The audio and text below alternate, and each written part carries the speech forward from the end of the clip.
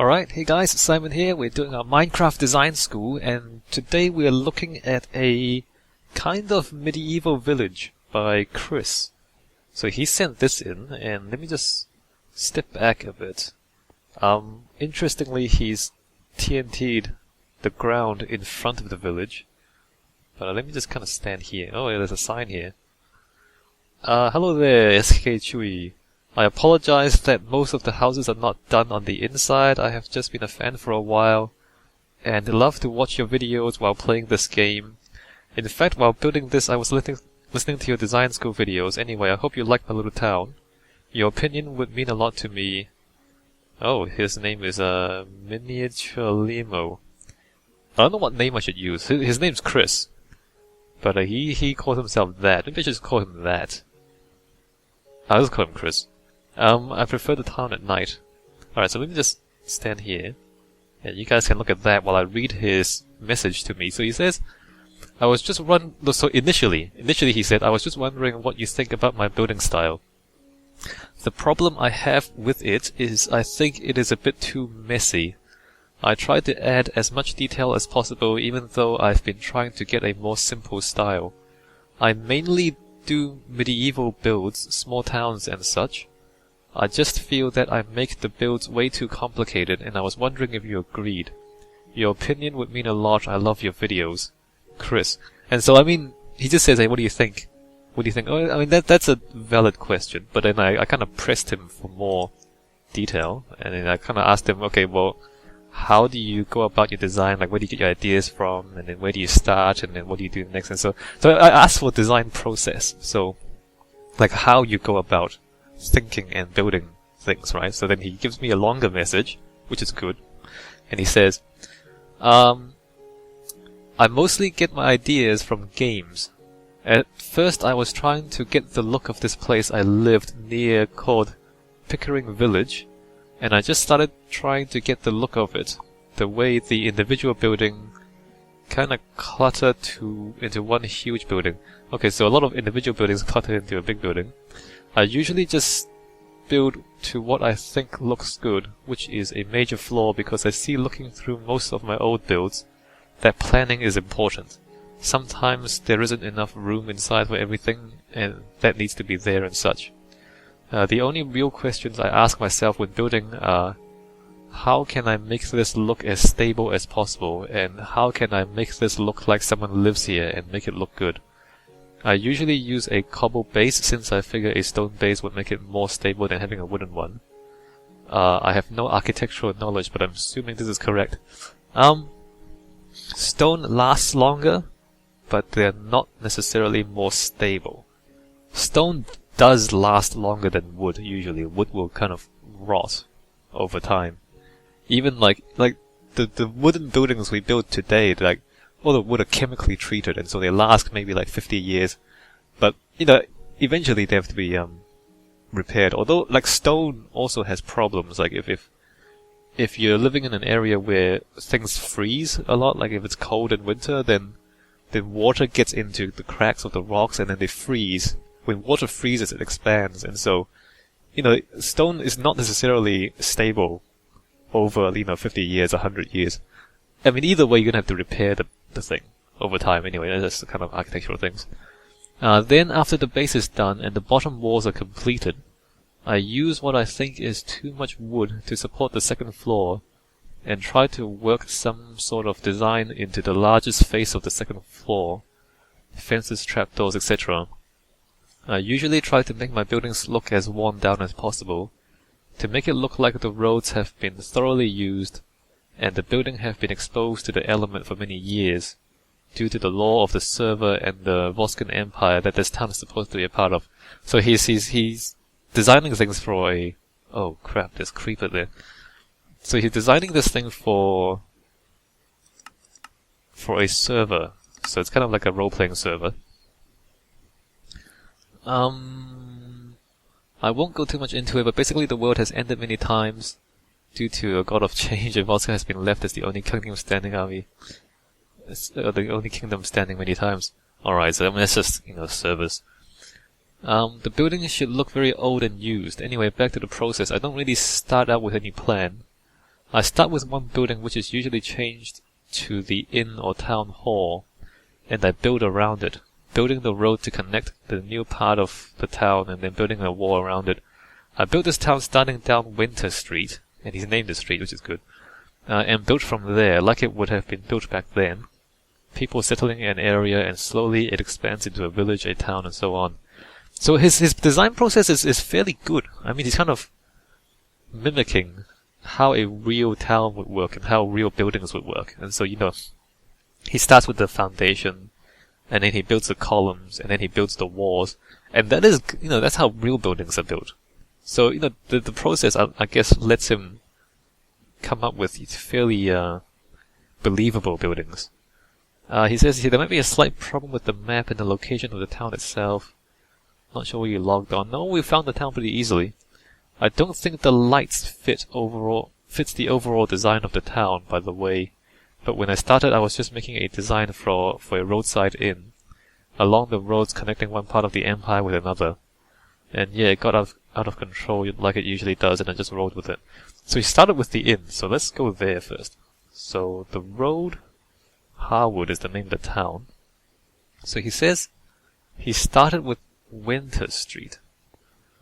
Interesting.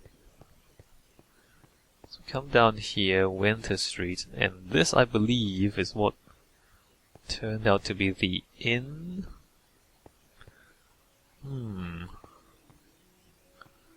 He says it's too detailed, too messy.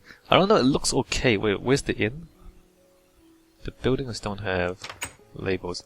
That doesn't look like an inn. Maybe it's that thing. Oh, this looks like a major structure. So let's... there's nothing inside, I see. I'm assuming this is the inn, although there's probably not enough room on the interior to make it anything too fancy. Okay, so then the buildings... Oh, I see. So then the inn is there. Actually, let me just do a little bit of research. Let me just get a sign, and maybe you guys want to do some research along with me. Let me... where are the signs? Here it is. So he labeled, or he named specifically, Pickering Village. So I'm just going to go into Google image search and look that up. So if you excuse me for a little bit, let me just click this and Pickering Village. Let me just see what it looks like. Oh, I see. Oh, he just told you where he lives. He says he's near Pickering Village. Okay, so I see. So there's a lot of... It's not that old. It's in Canada, it looks like. It's not that old, but, it's vaguely English. All the buildings are fairly tall, close together. So this village was, I think, designed before the automobile was invented. And if you understand the relationship between cars and cities, like before you had cars, you kind of have to walk everywhere, or you kind of ride a horse. And so towns and villages were a lot more compact before there were cars, because you don't want to walk an hour to visit your friend.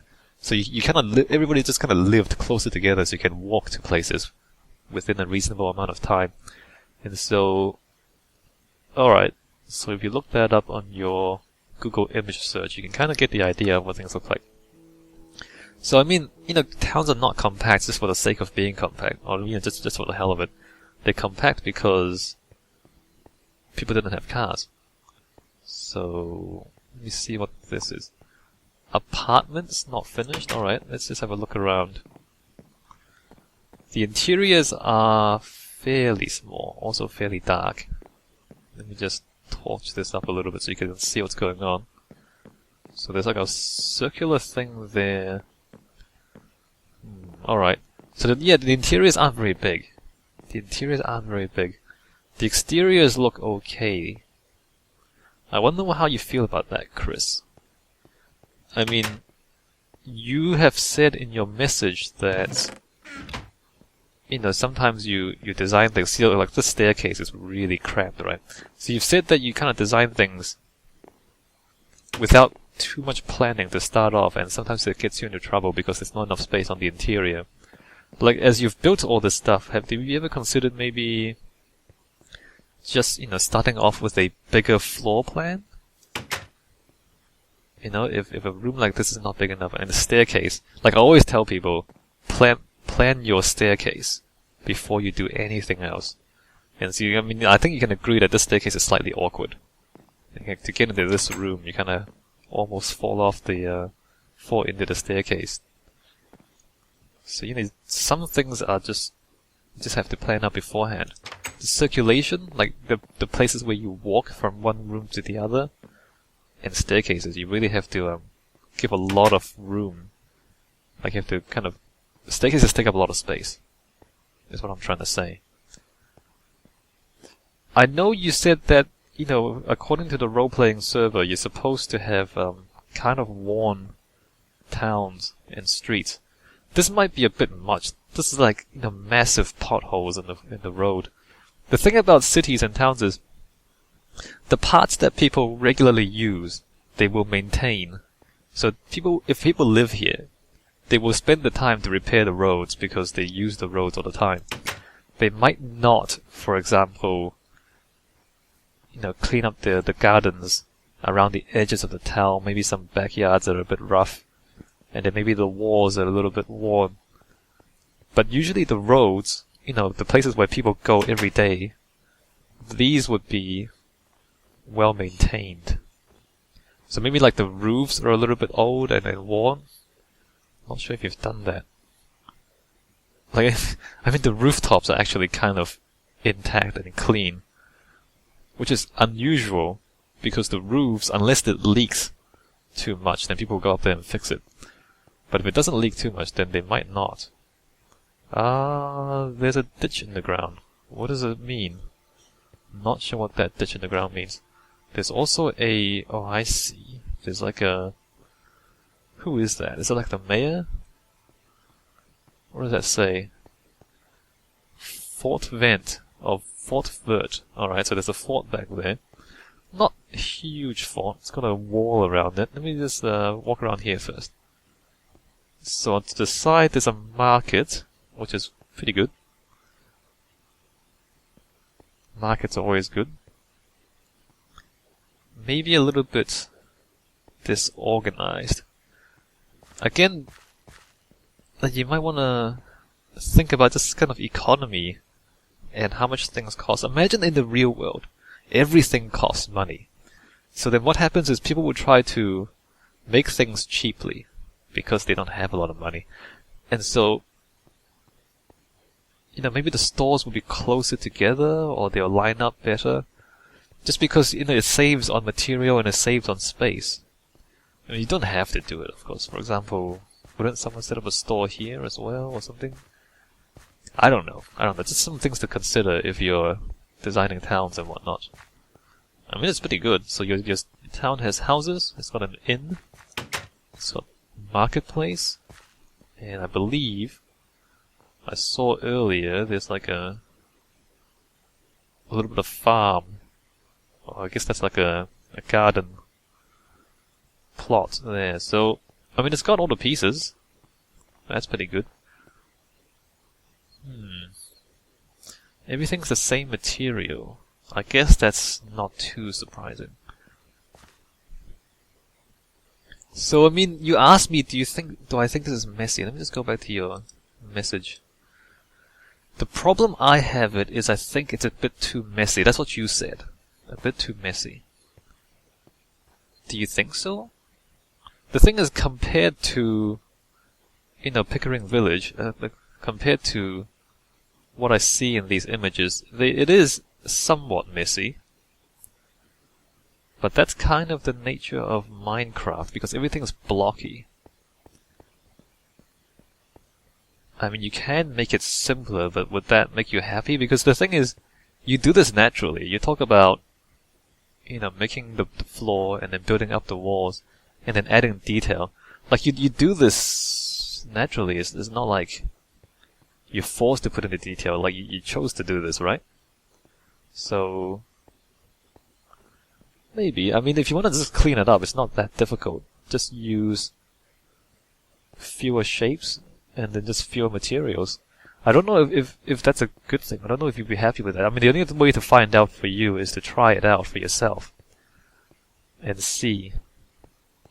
Or I guess if the streets line up better or straighter, I guess to clean up the streets. I find it really unusual that the streets would be full of potholes like this and nobody would care. The other thing you might want to do is to just like outline the borders a little bit. Can I start? I guess I can just start building here.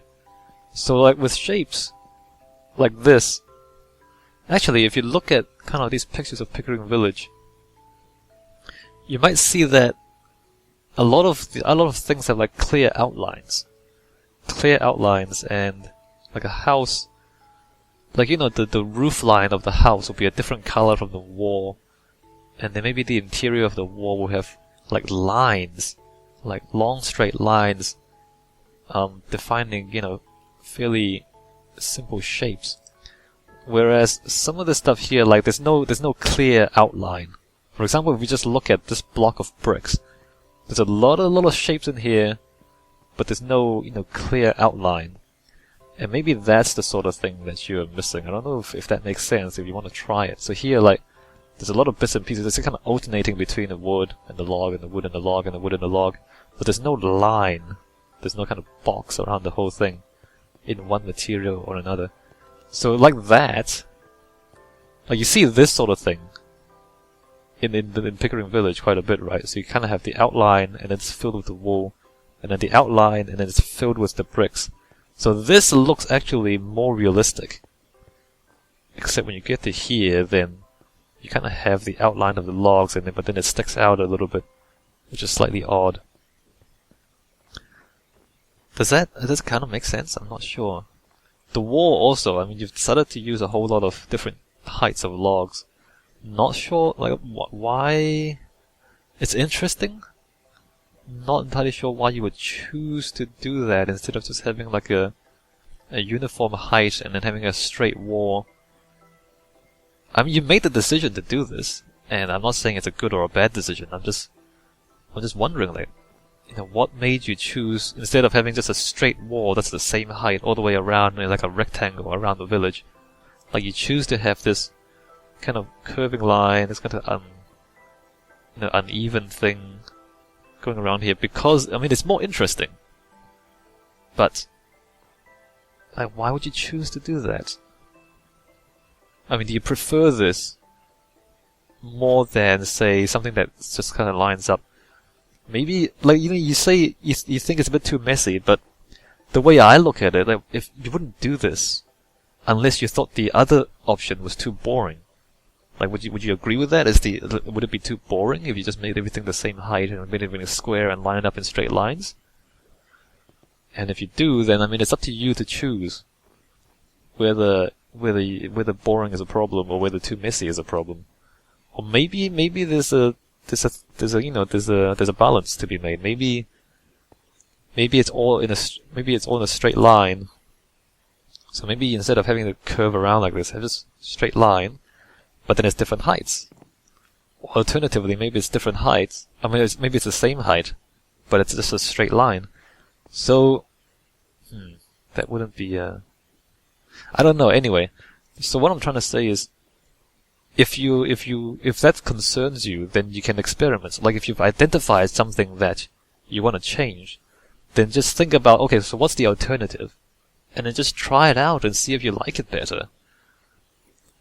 That's the thing too. I mean, you talk about, I mean, I ask you about your design process and you tell me that you have a process. But, now that you've articulated the process and you identify things that you might not like, then you can change the process to maybe get a different outcome next time. So this is what designers kind of have to learn. People who haven't kind of done a lot of designing, they're just gonna make stuff. They're just gonna do whatever comes into their mind and they're just gonna go with it. And maybe after a while they develop a habit and they always do things the same way.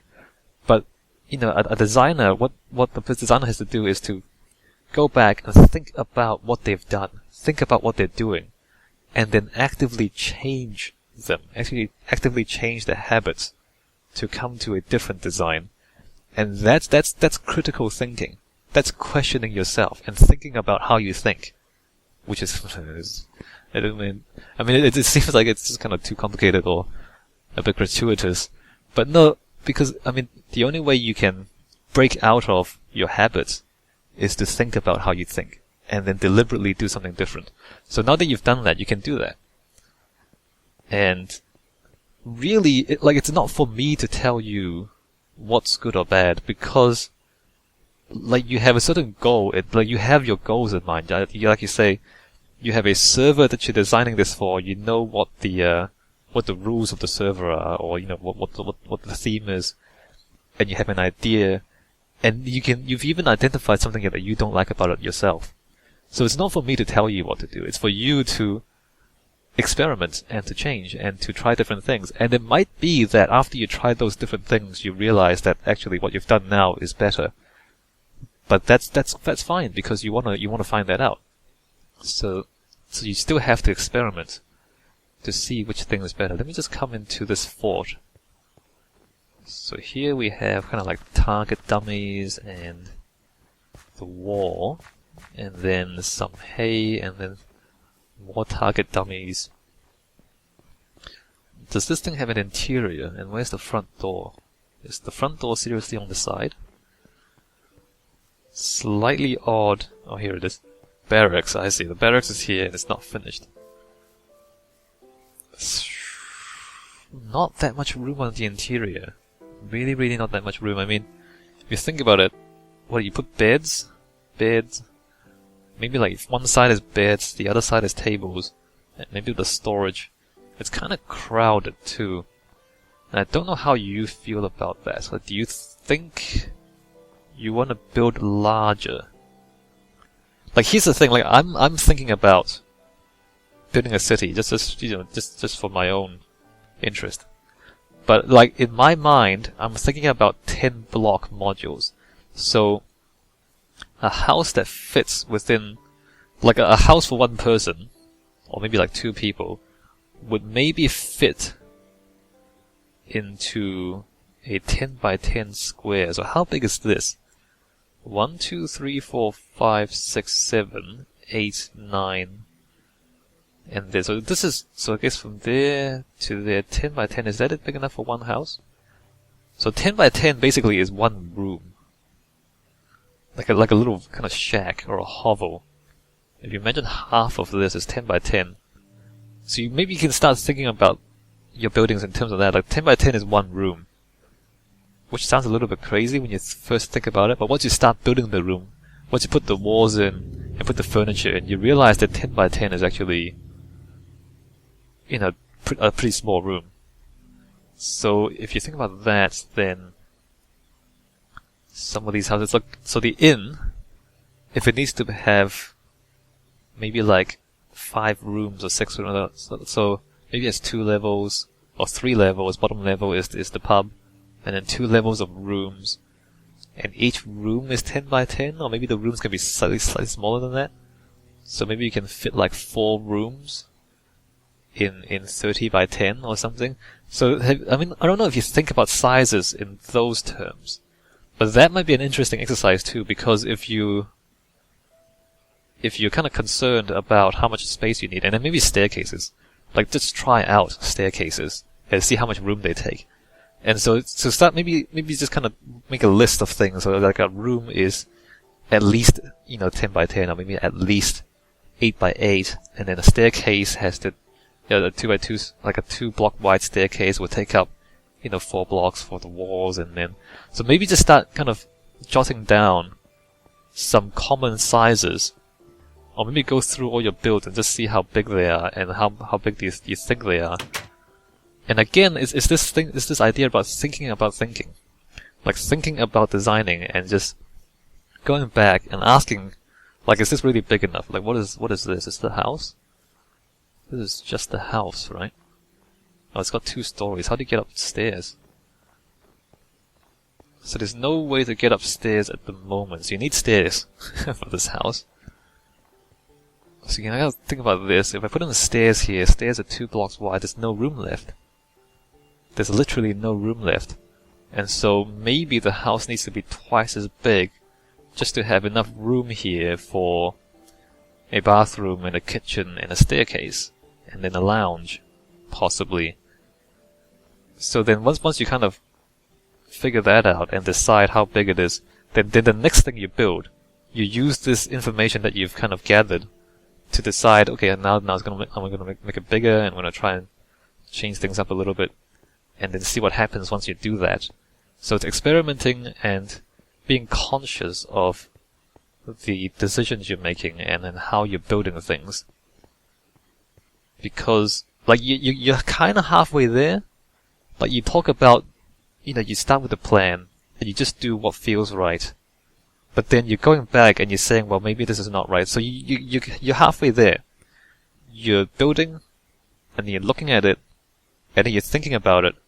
So the next thing you have to do, and I don't know if you do it there, the next thing you have to do is when you kind of look at it, and you decide that some things you don't like, kind of be very clear about what those things are, how they might be changed, and then in your next build, make those changes, and see what happens.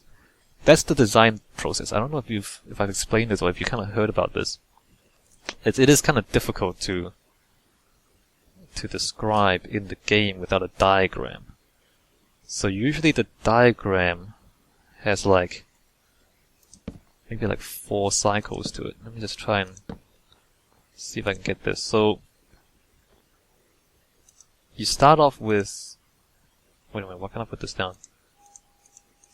Do I have to do that? Oh, I do. So you start off with make something. That's fairly simple. And then, so then it goes to the next one. Think about what you've made. Think about what you've made, and then what would you change? And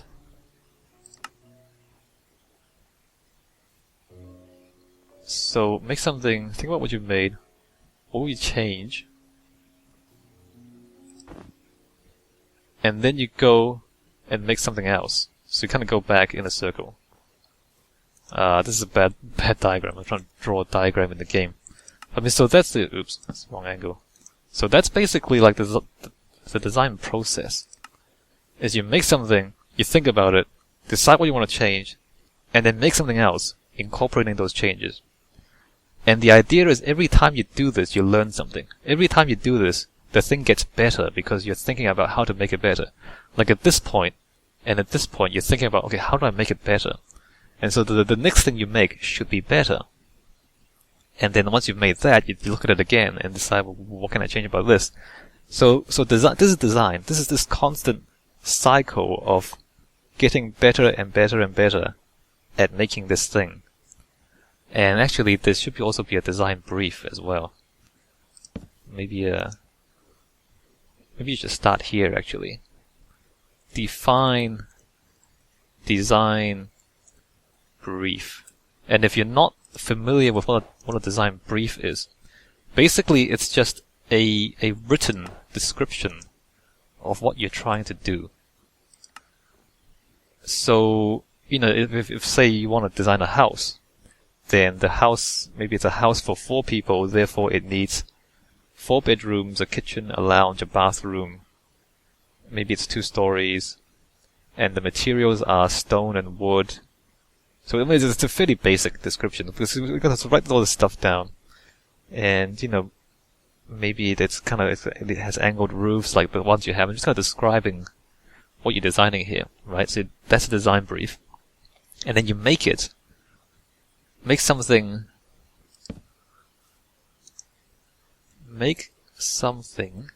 you think answers brief. So make whatever it is that you think will satisfy the design brief, and then think about what you've made. Change design, or maybe change brief. So you can do both. So you might decide that, okay, the design doesn't actually answer the brief, therefore I have to change the design. Or you might decide, actually the brief could also be better. So you might change the brief too. And then from there, after you've learned from what you've done, you can change the brief or you change the design.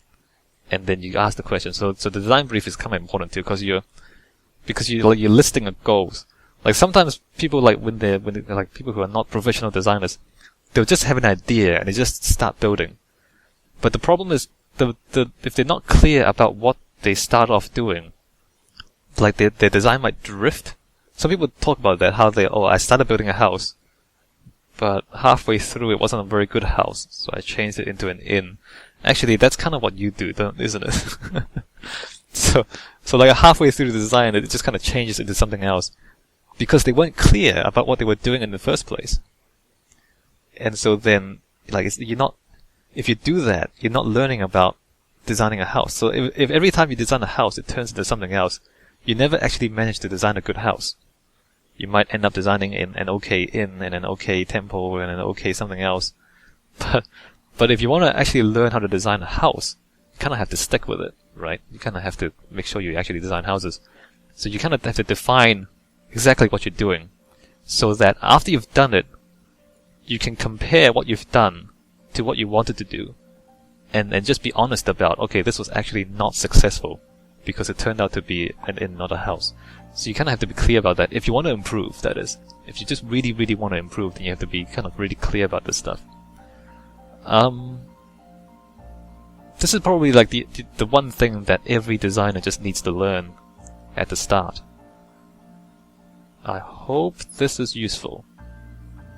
I mean, I honestly think this is useful for everyone. Just to have a clear idea of this diagram. You may want to copy this down onto a piece of paper or something. This is a pretty bad diagram I've made in the game. And okay, I'll stop rambling. But I mean, it looks pretty good. I'm not saying this is bad, but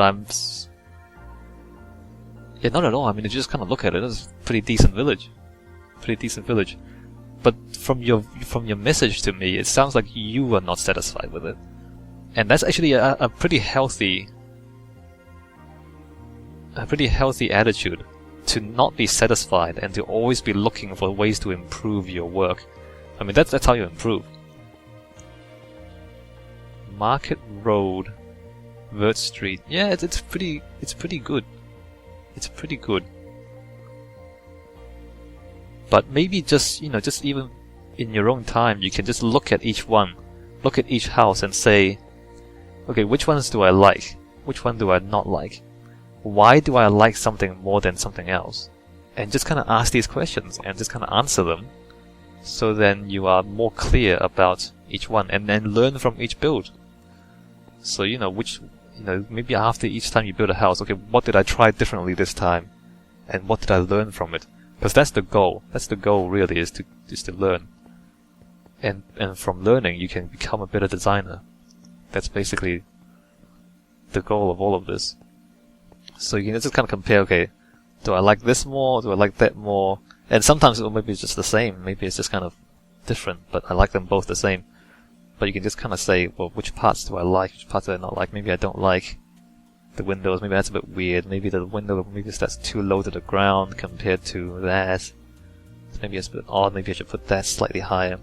That's the other thing too. You don't have foundation for your houses. Usually houses are slightly above the ground. Like houses sit on like a platform, whereas you just start building straight from the ground. But that's just something that you learn. Like in real life, you want your house to be above the ground, because if it rains, then the water will just kind of flow into the house, whereas if it's like half a block above the ground, then the rain will just kind of flow down outside the house. So that's why houses are above the ground in real life. That's just something that you learn if you look at things closely. Okay, so I was gonna stop rambling, didn't I?